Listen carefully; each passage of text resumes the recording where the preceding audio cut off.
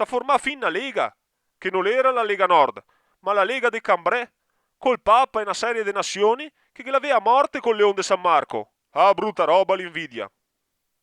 I contadini i combatteva contro gli eserciti con le roncole, i forconi, tirando che sassi. Anche perché via acqua i veneziani era forti, ma via terra mia massa.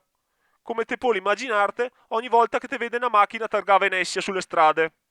Però sti contadini i preferiva farsi copar piuttosto che rinnegar San Marco. E alla fine i veneziani la scampà. Ma non era ancora finita lì. Cos'è successo dopo, Dino? Come te puoi immaginar, mica sempre tutto va bene. E a scominciare i vari problemi anche per la Repubblica Veneta. Le mode le passa. L'attività mercantile nel Siesento non la portava più così tanti skei. Te sai, quando una roba la va bene, nasce la concorrenza. I turchi sull'attività mercantile gli era forti, un po' come i giapponesi negli anni '80 con l'elettronica. Però Venezia la teneva ancora botta. Skei in scarsela che n'era ancora. E la flotta militare era ancora una delle più forti d'Europa. E i veneziani sei fatto. I savardandrie a pensà.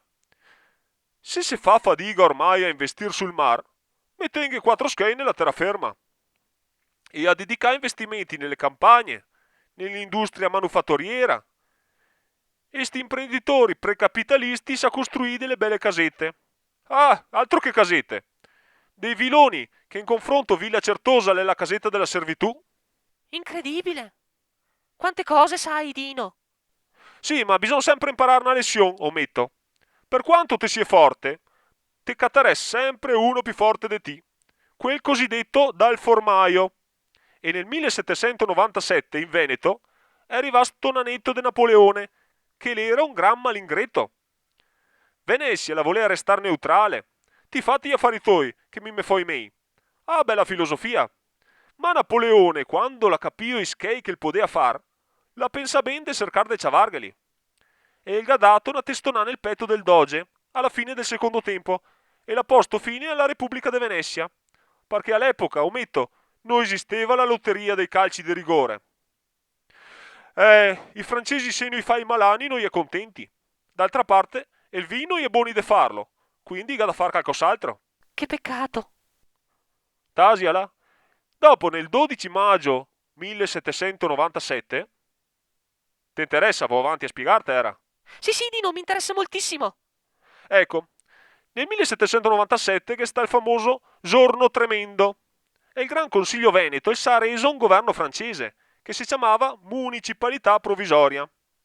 Beh, te dico, Mito, i francesi gli ha portato via tutto, tutto quel che podea, fin le tiracche. La gente la nasea in giro strapegandosi con le braghe che cascava in terra. Laseroni, canaie. Da chi in poco ne portava via anche i pai piantè nel Canal Grando. A guerra di quelle tasse nella ex Repubblica de Venezia, che in confronto il 730 il fa ridere. Beh, dopo, non è che sia stata proprio una passeggiata per Napoleone, era. I veneziani che teneva la sua patria. Pareva impossibile la fine della Repubblica Serenissima.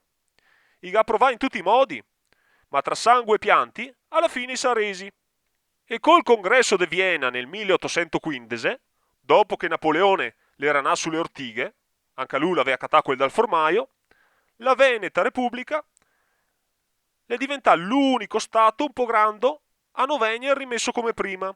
D'altra parte, era il periodo della restaurazione. E non te parlo de barche o de mobili, ma de stati e nazioni sconvolti da 20 anni di guerre. E tutto restaurà come l'era prima, tranne Venezia, perché i striaci volevano possessarsene. Mancava solo che i striaci. Così è scominciato un periodo di fame e miseria per il Veneto che sa prolungare fino agli anni 50 di sto secolo. Sì, perché dopo i striaci arrivai italiani, o diciamo piemontesi. Pensa che i veneti i la affianchei i striaci per combattere contro i piemontesi, per evitare di finire a mangiare la bagna cauda al posto della pearà. E i veneti ha combattuto due volte contro gli italiani piemontesi, vincendo tutte e due le volte, a Lissa e a Custosa. Ma alla fine gli italiani ha sconfitto i striaci e nel 1866 è stato un plebiscito per l'annessione del Veneto all'Italia. Era un plebiscito inutile, per ridicolo de Nemental senza abusi. Infatti un par di giorni prima un generale francese, che faceva da arbitro, l'aveva già firmata la cessione del Veneto all'Italia. Buoni tutti deve essere la schedina, sapendo già il risultato delle partite. È vero, Dino. Io non metto neanche al Superenalotto per quello. E dopo l'arrivo dei italiani, voi altri direte: ah, finalmente, magari adesso riscomincia un bel periodo per i veneti. Ma che? Una miseria mai vista. Tasse da fuoco. Pensa solo alla tassa sul macinato, fatta apposta per bastonare i poaretti. Pensa alla leva obbligatoria, che la che cavava i meglio brassi alle famiglie, che non le sapeva più come coltivare la terra. Un disastro. E infatti, mica per niente, i veneti attacca a scappare da quella miseria e emigrare in tutto il mondo. E no 2 veneti, o 3 o 4, Alberto da Pesena, la Maria da Rovigo, il Mario Pitor. 2 milioni di veneti, che all'epoca era una cifra enorme, perché in totale i veneti era 3 milioni. Loro è partì abbandonando la sua terra per i paesi dell'Europa, dell'America, dell'Australia. Bisogna aspettare un metto il dopoguerra per vedere la rinascita del Veneto, grazie alla dedizione per il lavoro di sta gente, che la sa data da far per tirarsi fuori dalle petole. E non solo la Gariussia, mica tutti che riesce, ma le diventa anche centro d'eccellenza del commercio mondiale, e neanche a dirlo la locomotiva d'Italia. E per non parlare del turismo, Venezia e americani se le sogna, e provano tutti i modi a copiarla, ma se vuol vederla, i gada venire qua. Tutti ne ammira nel mondo, metto, tutti ne vuol ben. Sembra la gente, a parte quei invidiosi, ma quei che sarà sempre. Meglio fare invidia che far pecca. Che storia, Dino. Sono veramente contento di averla sentita dalla tua bocca. Ah beh no, e tocca più, metto. Se tu ancora dell'idea che goda parlare italiano perché il mio dialetto non ga la dignità della lingua. No, no, per carità. Oste, portami un'ombra de vin, che mi e il Dino ghen da fare un brindisi al Veneto e alla nostra grande storia. Ah, finalmente adesso la conosco, Dino. Oste, un gotto di amarone della Valpolicella.